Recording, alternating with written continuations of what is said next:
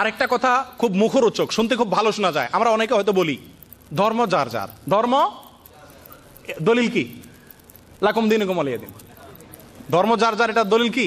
লাকুম দীনুকুম। ভাই, আজ পর্যন্ত পৃথিবীতে দাঁতি বেদাতি কোন আলেমের মুখে আপনারা শুনছেন যে ধর্ম যার যার না, যার যার ধর্ম শেষে করবে না, সবাই মিলে সব ধর্ম করতে হবে, এরকম কোন আলেম বলছে আজ পর্যন্ত? তাহলে এটা বলার অর্থটা কি? যার যার ধর্ম শেষে করবে, এটা তো আমরাও বলি, তাহলে এটা ওদের মুখ থেকে বলার দরকার কি? এটা ওরা একসময় এটা বলতো। গত পূজাতে এবং বিভিন্ন অনুষ্ঠানে রাষ্ট্রের সর্বোচ্চ, সরকারের সর্বোচ্চ পর্যায়ে থেকে বলা হয়েছে কি, দুর্গা পূজায় সবাই একাত্ম হয়ে গেলে ধর্মনিরপেক্ষ বাংলাদেশ গড়া যাবে। আবার বলা হচ্ছে উৎসব যার যার, ধর্ম যার যার, উৎসব সবার, অর্থাৎ সবাই উৎসবে যান, দুর্গা পূজায় যান। সম্মানিত ভাইয়েরা, আহ্বান করতেছে কুফরি এবং শিরক করার জন্য সরাসরি, এবং বহু মুসলমান বিভ্রান্ত হচ্ছে। টেলিভিশন আলারা ওই পূজা অনুষ্ঠানে যদি 3টা টুপিওয়ালা মানুষ যায়, তো ওইগুলোর কাছে ক্যামেরাটা নিয়ে বলবে আপনার কাছে কেমন লাগছে, সে বলবে আমার কাছে খুব ভালো লাগছে, সবাই আমি আসার আহ্বান করতেছি। এই যে চক্রান্ত ইসলামের বিরুদ্ধে, এই যে ষড়যন্ত্রগুলো, এগুলোর একটা মুখরোচক বক্তব্য হলো ধর্ম যার যার। ধর্ম নিয়ে বাড়াবাড়ি করা ঠিক না। এটা বাড়াবাড়িটা কারে বলে? আল্লাহর আইন লঙ্ঘন করবা, আমি সেটার বিরুদ্ধে বলবো, এটার বাড়াবাড়ি বলে? কোনটা বাড়াবাড়ি আর কোনটা সঠিক, এটার ফতোয়া দিবে ওলামা একরাম। কিন্তু আজকে ফতোয়া দিচ্ছে কে? নাস্তিক এমপিরা, নাস্তিক টিভি টক শোরা, হিন্দুরা, তারা ফতোয়া দিচ্ছেন। সম্মানিত ভাইরা, এইসব কথা থেকে বিরত থাকবেন। অনেকে মনে করেন ধর্ম যার যার, ধর্ম নিয়ে বাড়াবাড়ি করা ঠিক না। এই কথাগুলো কালিমাতুল হক উরিদা বিহাল বাতিল, কথাগুলো সত্য কিন্তু মতলব খারাপ। 3 নম্বর আরেকটা কথা আমরা বলি, সেটা হলো এটা, নারীদেরকে আজকে নারী দিবস, আজকে বিশ্ব নারী দিবস। যেহেতু এখানে অনেক মা বোন আলোচনা শুনতেছেন, আমরা সবাই কোনো না কোনো ভাবে নারীদের সাথে অবশ্যই সংশ্লিষ্ট। নারীরা আমাদের জীবনে কেউ মা, কেউ বোন, কেউ স্ত্রী, কেউ কোনো না কোনো ভাবে জড়িত। নারীদেরকে ইসলামের বিরুদ্ধে অবস্থা, যুবকদেরকে এইসব মুখরোচক কথা বলে ইসলামের বিরুদ্ধে দাঁড় করেছে নাস্তিকরা। নারীদেরকেও ইসলামের বিরুদ্ধে কথা বলে দাঁড় করেছে। নারীদেরকে কি বলে? তোমাদেরকে সমান অধিকার দেওয়া হবে। কি দেওয়া হবে? তো সমান অধিকার পাইতে হলে কি করতে হবে? তোমাকে ঘরের বাইরে হইতে হবে, তোমাকে ইনকাম করতে হবে। কারণ তুমি যদি স্বামীর উপরে ডিপেন্ড থাকো, তার উপরে নির্ভর করো, তার ইনকামে চলো, তাহলে তোমার বড় গলায় কিছু বলার থাকবে না। সেই ইচ্ছা করলে তোমাকে বাইর করে দিতে পারে। তুমি ইনকাম সোর্স বাইর করো, যাতে করে তুমিও তারা কি দিতে পারো, লাল কার্ড দেখাইতে। এই একটা মুখরোচক কথা, শুনতে কত সুন্দর শোনা যায়, সমান অধিকার। আসলে কি সমান অধিকার? সম্মানিত ভাইরা, নারীকে আল্লাহ তাআলা সৃষ্টিগতভাবে কিছু দায়িত্ব দিয়েছেন, সৃষ্টিগতভাবে। যেমন সন্তান লালন পালন, সন্তান লালন পালন না, সন্তান গর্ভধারণ, এটা কার কাজ? সন্তান গর্ভে ধারণ নারীর কাজ না পুরুষের কাজ? পৃথিবীতে কোন পুরুষ চাইলে সন্তান গর্ভধারণ করতে পারবে? নারী যদি বলে যে আমি তো 4টা সন্তান নিলাম, এবার তুমি একটা নাও, সম্ভব কারোর জন্য নেওয়া? সৃষ্টি আল্লাহ তাআলা এভাবে করছেন, জীবনের মূল্যবান একটা সময়, গর্ভধারণের 10টি মাস, তার আগের পরের এই দীর্ঘ একটা সময় নারীর দেহের ভিতরে আল্লাহ তাআলা সন্তান জন্মদানের সিস্টেম রেখে দিয়েছেন। এই ডিউটিটা নারীর না পুরুষের? নারীর।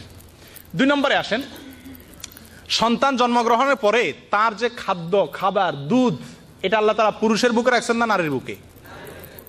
পুরুষ চাইলেও কি এই দায়িত্বটা পালন করা সম্ভব? কিয়ামত পর্যন্ত নারী তার এই দায়িত্ব পালন করতে বাধ্য কি বাধ্য না? এরপরে আসেন সন্তান লালন পালন। এটাও আল্লাহ তাআলা মায়ের সঙ্গে সন্তানের লালন পালনের একটা ন্যাচারাল সিস্টেম আল্লাহ তাআলা করে রাখছেন। এটা বাপে চাইলেও কি হয় না, সম্ভবপর হয় না। সম্মানিত ভাইয়েরা, নারীর গর্ভে যখন সন্তান থাকবে, তখন তার জন্য বাহিরে মাটি কাটাটা অথবা গাড়ির ড্রাইভিং সিটে বসা অথবা অফিস করা উপযোগী না বাসায় থাকা উপযোগী? সন্তানকে দুধদানের সময়, মাসিকের সময়, সন্তান প্রসব পরবর্তী রক্তস্রাবের সময় বাসাটা তার জন্য উপযোগী না? আল্লাহর সৃষ্টির সিস্টেমের দিকে তাকাইলে যার মাথায় ঘৃণা আছে সে চিন্তা করবে নারীর দায়িত্ব ভিতরে, বাহিরে না। আজকে কি করা হয়েছে? নারীকে বলা হয়েছে তোমাকে স্বাধীন করা হবে, তোমাকে তোমার অধিকার দেওয়া হবে।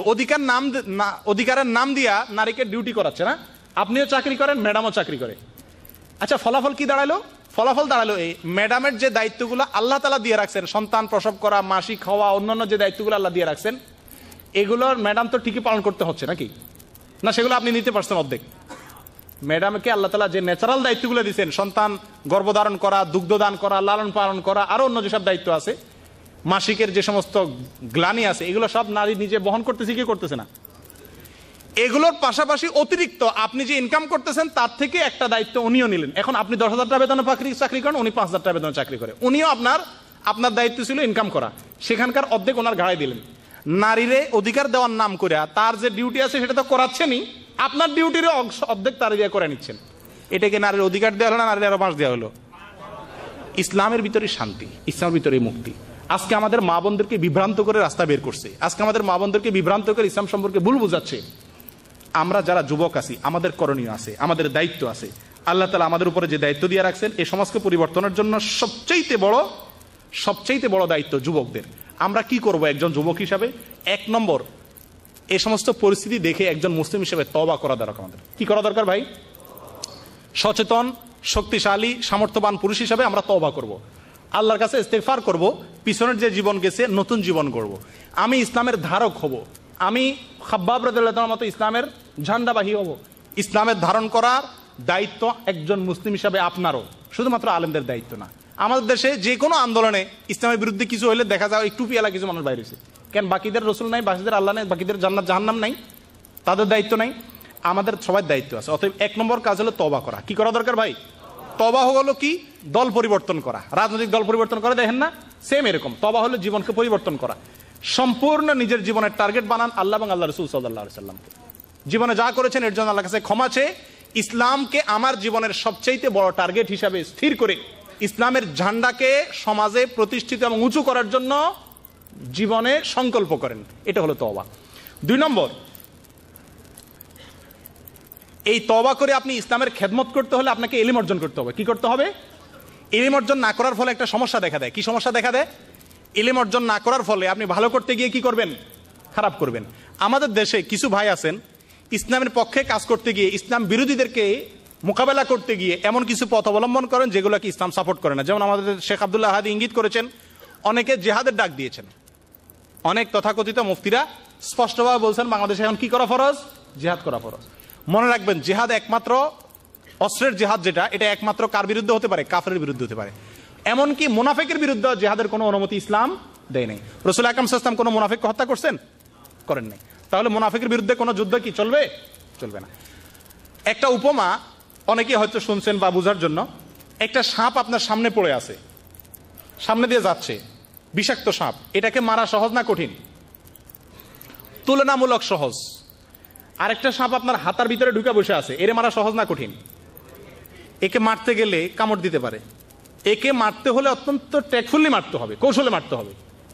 যেই সমাজে মুসলমানদের লেবাস ধারণ করে, মুসলমানদের নাম ধারণ করে, মুসলমানদের ভিতরে ঢুকে ইসলামের বিরুদ্ধে ষড়যন্ত্র করতেছে, সেই ষড়যন্ত্রে এদেরকে মোকাবেলা করা সহজ না, কঠিন।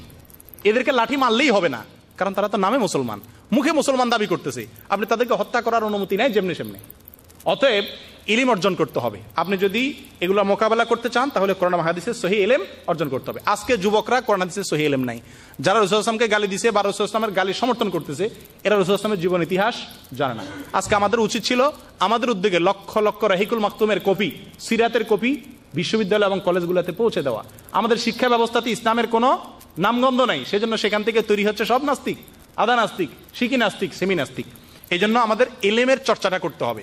সৌদি আরবে কোরআন এবং হাদিস সহিভাবে শেখার জন্য এদেশের সরকার যে ব্যবস্থাপনা রেখেছেন, আমরা কেউ যদি ইচ্ছা করি শুধু যে আমি কোরআন হাদিস সম্পর্কে সহিহ ইলম অর্জন করে যাব, তো এর চাইতে ভালো কোনো সুযোগ আর জীবনে কোনো দেশে কোনো অবস্থাতে আমাদের জীবনে আসার কথা না। কথা ঠিক ঠিক না? এই জন্য আমাদেরকে ইলম অর্জন করতে হবে। আমি অনুরোধ করব, কোরআনে কারীমের বাংলা এখানে পাওয়া যায়, হাদিসের বাংলা এখানে পাওয়া যায়, সহিহ কোরআন সুন্নাহ ভিত্তিক মাসাইলের বই এখানে পাওয়া যায় এবং এখানে আলোচনা হয়। যে যেখানে আসেন ইসলাম সেন্টারগুলোর সাথে যুক্ত হন। নতুন ভাইদেরকে, যাদের ভিতরে বিভ্রান্তি আছে, ভুল ধারণা আছে, এদেরকে সেখানে যুক্ত করেন। বহু মানুষ আমাদের দর্শে আসছে, একসময় আলেমদেরকে গালিগালাজ করতো, এখন ভুল ভাঙছে, এরকম বহু লোক আছে। এই মজলিসে অসংখ্য লোক এরকম আছে। অতএব আমরা ইলম শিক্ষা করব। 3 নম্বর যে কাজটা করা দরকার, যৌবন বয়সে ইবাদত করা একটু কঠিন, মনে চায় না, মনে কুকর্মের দিকে টানে, তাই না? কারণ আমরা মনে করি যে যৌবনকালে কুকর্ম করে পরে ভালো হয়ে যাবো, এটা টার্গেট আছে না? কুকর্ম করা সহজ হয় এ বয়সে। ভালো কাজ করার জন্য সবর করতে হবে, আর সবর আলা তাআ। ভালো কাজের জন্য নিজেকে একটু কন্ট্রোল করতে হবে, একটু কষ্ট করতে হবে, নিজের সঙ্গে মুজাহাদা করতে হবে। 4 নম্বর যেটা, সেটা হলো যে একনিষ্ঠ হতে হবে, মুখলেস হতে হবে, ধান্দাবাজি করা যাবে না, কোনো স্বার্থের জন্য না, শুধুমাত্র আল্লাহ এবং আল্লাহ রসুলের দেওয়া দায়িত্ব, অর্পিত দায়িত্ব পালনের জন্য আমাকে কোরআন হাদিস শিখতে হবে এবং কোরআন হাদিস সমাজে প্রচার করতে হবে। রাসূল আকরাম সাল্লাল্লাহু আলাইহি ওয়াসাল্লাম বলছেন, বাদাল ইসলাম গরীবান ওয়া সায়াউদু কামা বাদা। ইসলাম যখন শুরুতে ছিল তখন গরিব ছিল, আবার এককালে আসবে তখন কি হয়ে যাবে? গরিব হয়ে যাবে। গরিব মানে কি? গরিব শব্দের অর্থ হলো মুসাফির, পথিক, যারা কেউ চিনে না, জানে না, অসহায় এক কথায়। রাসূল আকরাম সাল্লাল্লাহু আলাইহি ওয়াসাল্লাম বলেন, ইসলাম যখন শুরু হয়েছিল তখন অসহায়ের মতো ছিল, কেউ ইসলামকে জায়গা দিত না। এমন এক সময় আসবে যখন ইসলাম আবার গরিব হয়ে যাবে, কেউ ইসলামকে আশ্রয় দিবে না। আজকে সারা দুনিয়াতে ইসলামের পরিচয় দেওয়াটাই কি হয়ে গেছে? দোষর হয়ে গেছে। সম্মানিত ভাইরা, রাসূল আকরাম সাল্লাল্লাহু আলাইহি ওয়াসাল্লাম বলছেন, ফাতুবা লিল গুরাবা, যারা এই গরিব অবস্থাতে ইসলামকে, গুরাবার ব্যাখ্যা অন্য হাদিসে আসছে, যারা মানুষকে সংশোধন করবে, সমাজকে ঠিক করবে, তারাই হলো এই গুরাবার অন্তর্ভুক্ত। যারা এই গরিব অবস্থায় ইসলামকে সহায়তা দিবে, ইসলামের জন্য কাজ করবে, তাদের জন্য শুভ সংবাদ। আল্লাহ তাআলা আমাদেরকে তাদের অন্তর্ভুক্ত হওয়ার তৌফিক দান করেন। সম্মানিত ভাইরা, কথা লম্বা করবো না।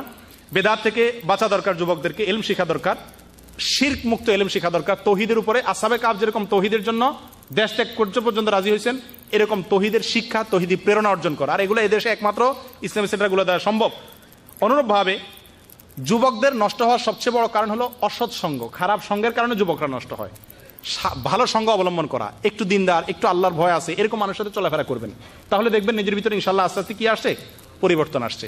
আমরা সবাই দোয়া করি আল্লাহ তাআলা আমাদের দেশের যুবক সহ সারা দুনিয়ার যুবকদেরকে আল্লাহ তাআলা সংশোধন করে দেন। আল্লাহ তাআলা আমাদের দেশে যারা ইসলামের বিরুদ্ধে অবস্থান নিয়েছে, সারা বিশ্বে যারা ইসলামের বিরুদ্ধে ষড়যন্ত্র করতেছে, আল্লাহ তাআলা তাদের সকলকে হেদায়েত নসিব করেন। আর হেদায়েত নসিব না থাকলে আল্লাহ তাআলা তাদের বিষ দাঁতগুলো ভেঙে দেন। আমরা দুর্বল, আমরা অপরাধী। আমাদের দুর্বলতার কারণে আজকে বাতিল মাথা ছাড়া দিয়ে উঠছে সারা দুনিয়াতে, সারা দেশে, দেশের প্রতিটা জায়গাতে। আল্লাহ তাআলার কাছে দোয়া করি আল্লাহ তাআলা আমাদেরকে সেগুলো মোকাবেলার শক্তি দিয়ে দেন। সবচেয়ে বড় জিনিস হলো আমাকে নিজেকে আগে গড়ে তুলতে হবে। সবার আগে নিজেকে গড়ো। আমি নিজে আগে খাঁটি মুসলিম হতে হবে, খাঁটি ইসলাম শিখতে হবে। এরপরে সমাজে এই অন্ধকারের বিরুদ্ধে আমাকে যুদ্ধে ঝাঁপিয়ে পড়তে হবে। আর এই যুদ্ধ বলতে অস্ত্র আর তরবারির যুদ্ধ নয়। মুসলমানদের সমাজে সবচেয়ে বড় যুদ্ধ হলো কি? অন্ধকারের বিপরীতে আলো জ্বালিয়ে দেওয়া, শিক্ষার প্রসার করা। আর অন্যায় হলে অবশ্যই তার বিরুদ্ধে প্রতিবাদ করতে হবে, কিন্তু সেটা হতে হবে শান্তিপূর্ণভাবে। অশান্তিপূর্ণভাবে গণতান্ত্রিক প্রক্রিয়াতে মায়ের, ধৈর্য, ভাঙচুর, আগুন জ্বালাও, পোড়াও, এগুলোর মাধ্যমে কোনো ইসলাম প্রতিষ্ঠা কিয়ামত পর্যন্ত কোনোদিন কি হবে না? সম্ভব হবে না। অন্যায়ের উপরে ভিত্তি করে ইসলাম প্রতিষ্ঠা হয় না। তবে কিছু লোক আছে আবার অন্যায় দেখলে বলে, অনেক ইসলামিক লোক, অনেক দাঁড়িয়ে লোক আমি দেখছি, বলে যে নবীর অমানা করলে নবীর মর্যাদা কি কমবে? তার মানে উনি বলতে চাচ্ছেন যে আমাদের এটা নিয়ে মাথা ঘামানোর দরকার নাই। যে মনে চায় নবীরে গালি দেখ, তাতে কি নবীর মর্যাদা কমবে? তাই বলে আপনার বাপের 10টা গালি দেই, তাতে আপনার বাপের মর্যাদা কমবে না, কিন্তু আপনার তো ঠিক রক্ত গরম হয়ে যাবে। এগুলো হলো ইমানি জজবা না থাকার কারণে অবস্থা হয়েছে। আল্লাহ তাআলা আমাদেরকে হেফাজত করেন। এই টুটাফাটা কিছু ভাঙাচোরা কথা যেগুলো হয়েছে, এর ভিতরে যেগুলো উপকারী কথা, এগুলোর উপর আল্লাহ তাআলা আমাদের আমলের তৌফিক দান করেন। ভুল কোনো কথা হয়ে থাকলে আল্লাহ তাআলা সেটা মুছাই দেন আমাদের অন্তর থেকে। জাযাকুমুল্লাহ ওয়া সাল্লাল্লাহু আলা নবিয়িনা মুহাম্মদ সাল্লাল্লাহু আলাইহি ওয়া সাল্লাম।